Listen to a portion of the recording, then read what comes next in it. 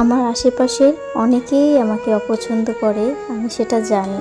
এটাও বুঝি কে ঠিক কোন কারণে আমাকে অপছন্দ করে। আর আমি এই ব্যাপারগুলো আনন্দের সাথে উপভোগ করি। আমার সামনে খুবই ভালো ভালো কথাবার্তা বলে, ওরা বোঝায় ওরা কতটা ভালো চায়।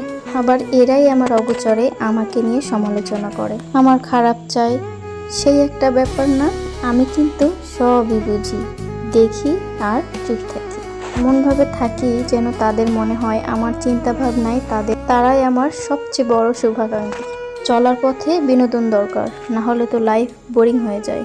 প্রত্যেকটা মানুষের জীবনে ভালো মন্দ নিয়ে কিন্তু লাইফ, কেউ সব দিক দিয়ে পারফেক্ট লাইফ লিড করতে কিন্তু পারে না। আল্লাহ কোনো না কোনো দিক দিয়ে মানুষের কমতি রাখে, না হলে তো মানুষ আল্লাহকে ভুলে যাবে, আল্লাহকে ডাকবেই না।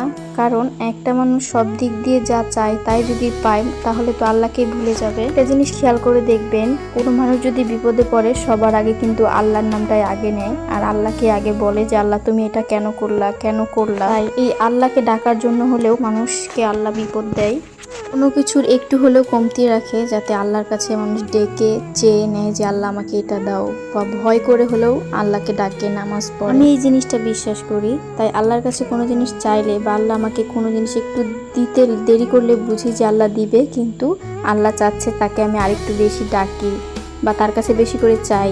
কিছু পেয়ে গেলে জীবনে আফসোস করব কি নিয়ে, তাই না?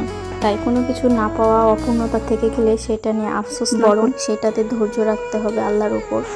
সবাই ভালো থাকবেন, সুস্থ থাকবেন। আল্লাহ হাফেজ।